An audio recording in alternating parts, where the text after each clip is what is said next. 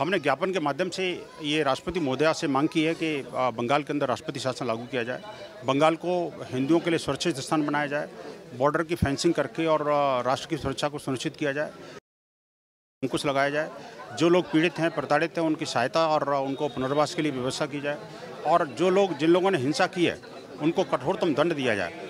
अब अविलंब उनको फांसी होनी चाहिए, ये हमने मांग की है। हमने ये भी कहा है कि आखिरकार जो वक्फ बोर्ड की संपत्तियां बंगाल के अंदर जिससे कब्जाई गई हैं उनको भी उनकी जांच होनी चाहिए, उच्च न्यायिक जांच होनी चाहिए, और उन सारी संपत्तियों को मुक्त किया जाना चाहिए, चाहे वक्फ बोर्ड की हैं या वक्फ बोर्ड द्वारा कब्जाई हुई हैं, उन सारी संपत्तियों को मुक्त कराना चाहिए। और आप देखिए कि जिस तरह से हिंसा का जो एक पर्याय बंगाल बनता चला जा रहा है, जो पवित्र भूमि थी, कभी संतों की और वीरों की भूमि थी, आज वो बिजदलों की और भूमि बनाने की कोशिश हो रही है। बंगाल को हम बांग्लादेश नहीं बनने देंगे। ये हिंदू समाज का संकल्प है।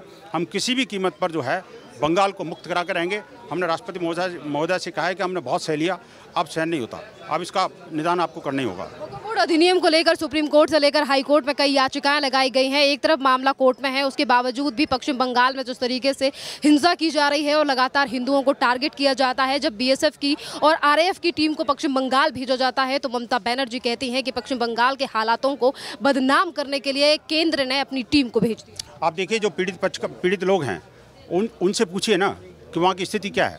उन्होंने साफ कहा है कि आप देखिए कि हम जो है वहाँ पर नहीं जाएंगे। अभी ममता सरकार जो है, एक तो उनका रसद पानी बंद कर रही है।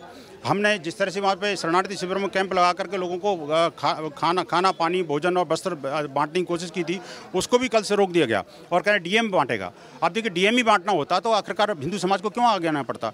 दूसरी बात ये कि देखिए कि जो विभत्स स्थितियाँ संपूर्ण विश्व के मीडिया ने वहाँ दिखाई है कि क्या स्थिति है वहाँ पर, क्या कोई अपने घर को छोड़ करके कोई निर्वासित जीवन जिएगा क्या?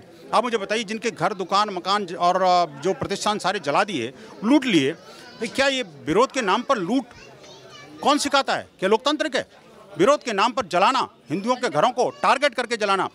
देखिए, बंगाल में जो कुछ हुआ वो बांग्लादेश का रेप्लिका है, लेकिन हिंदू समाज इसको स्वीकार नहीं कर रहा। देशव्यापी प्रदर्शन है, संपूर्ण देश के अंदर हमने प्रदर्शन कर रहे हैं और प्रदर्शन के माध्यम से माननीय राष्ट्रपति महोदया को निवेदन कर रहे हैं कि बहुत उसका इसको रुकना चाहिए। सारी चीज़ें जो है ना आपके संज्ञान में हैं।